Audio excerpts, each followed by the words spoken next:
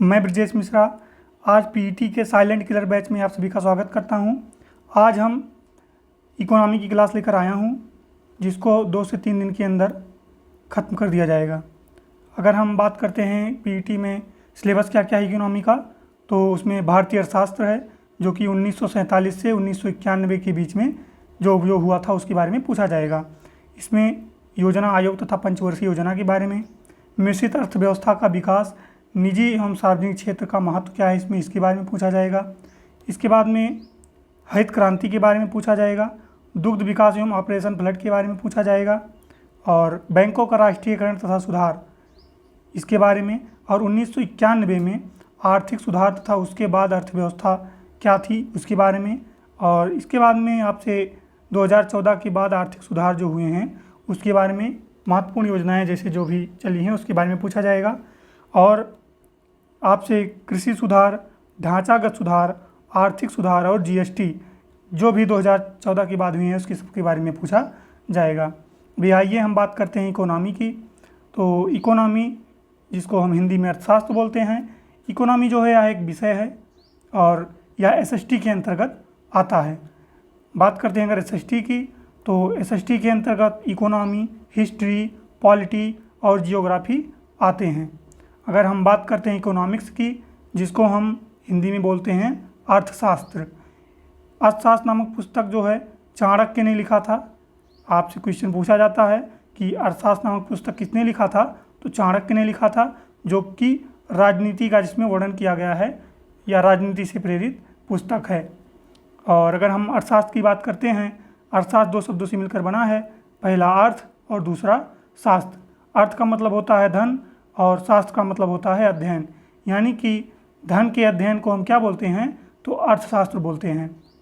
अगर हम इकोनॉमिक्स की बात करते हैं, इकोनॉमिक्स जो है या इकोनॉमिया यूनानी भाषा का जो कि शब्द है उससे आया है, और जिसका अर्थ होता है मैनेजमेंट ऑफ रिसोर्सेज, यानी कि संसाधनों का प्रबंधन।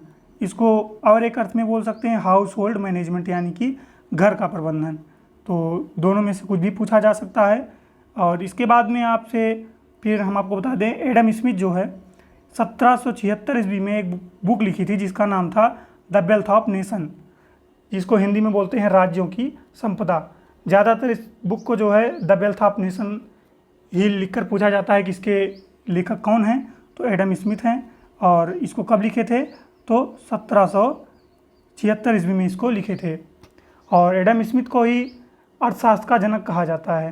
क्वेश्चन आपसे पूछा जाए कि अर्थशास्त्र के जनक कौन है, तो एडम स्मिथ को अर्थशास्त्र का जनक कहा जाता है। अभी हम आइए बात कर लेते हैं अर्थशास्त्र और अर्थव्यवस्था में अंतर क्या होता है। अर्थशास्त्र जो है एक सब्जेक्ट है, इसमें सिद्धांतों का जो है वर्णन किया गया है, नियम और कानून दिए गए हैं, जिसको हम जब किसी भी देश पर अप्लाई करते हैं तो वह वहाँ की अर्थव्यवस्था बन जाती है। किसी भी सिद्धांत या नियम को जब हम प्रैक्टिकली रूप में किसी देश पर जो है अप्लाई करते हैं तो वह वहाँ की क्या बन जाता है, वहाँ का अर्थव्यवस्था बन जाता है।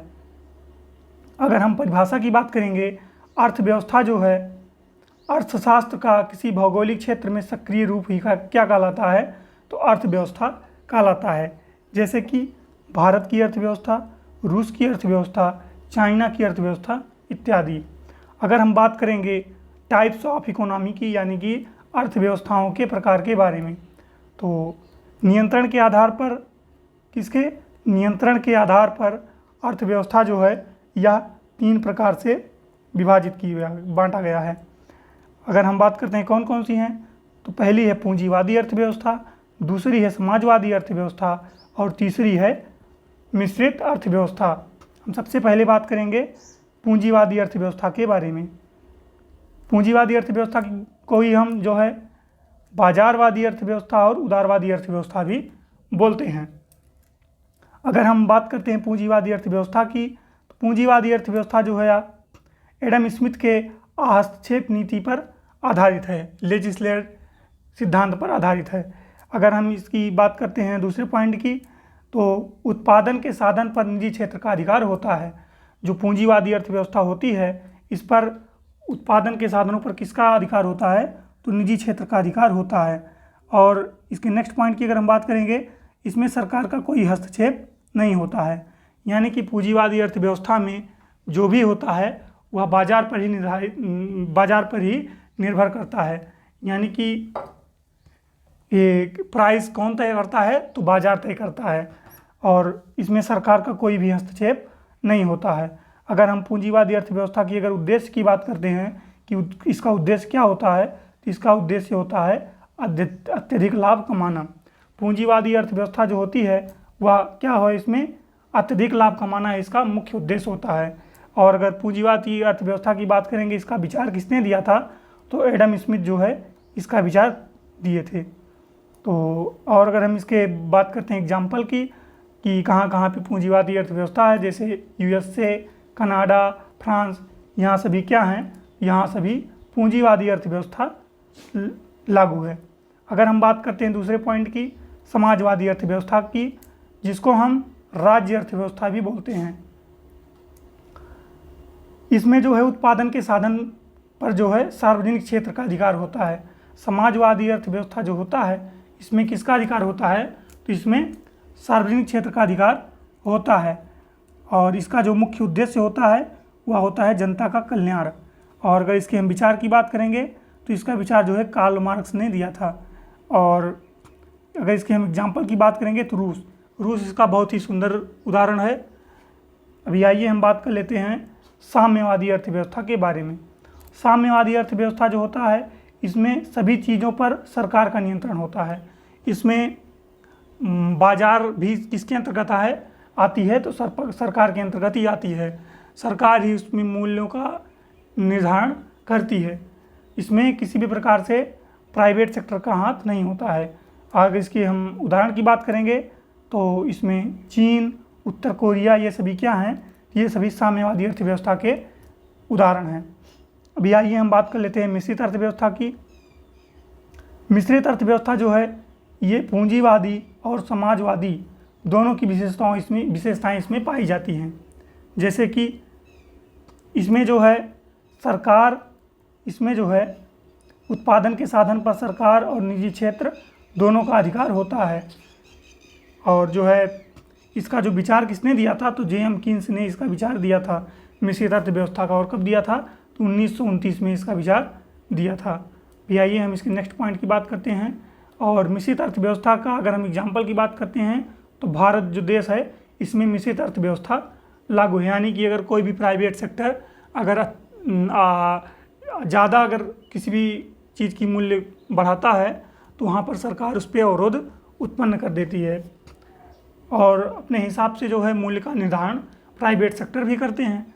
तो आइए अगर हम इसके नेक्स्ट पॉइंट की बात करते हैं, मूल्यों का नियंत्रण कौन करता है, सरकार और निजी सेक्टर दोनों मिलकर तय करते हैं। यानी कि कोई भी इसमें स्वतंत्र नहीं होता है।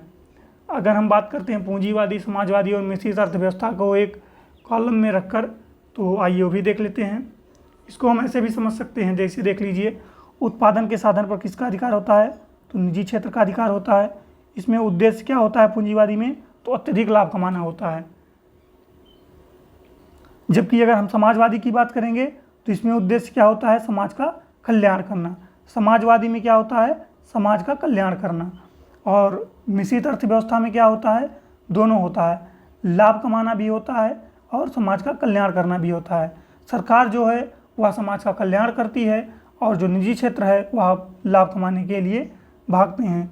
अगर हम वही बात करते हैं पूंजीवादी अर्थव्यवस्था में सरकार की भूमिका तो इसमें नहीं होती है, समाजवादी में इसमें सरकार का हस्तक्षेप होता है।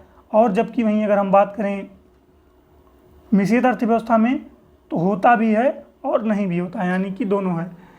कहीं कहीं सरकार अपना हस्तक्षेप डालती है और कहीं कहीं नहीं डालती है। और अगर हम इसकी बात करते हैं पूंजीवादी अर्थव्यवस्था के जो विचार किए थे उन्होंने एडम स्मिथ किए थे, और समाजवादी के विचारक कौन हैं, तो कार्ल मार्क्स हैं। और वहीं अगर हम बात करते हैं मिश्रित की तो जेएम कीन्स जो है, जो कि 1929 में इसका विचार किया था।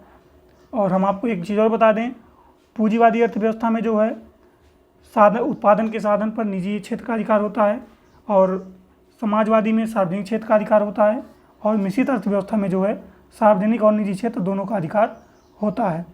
इसी के साथ अगर आपको वीडियो अच्छा लगा होगा तो कृपया लाइक करिएगा। आशा करते हैं कि आपको वीडियो अच्छा लगा है, और ऐसी वीडियो पाने के लिए कृपया चैनल को सब्सक्राइब करें। धन्यवाद।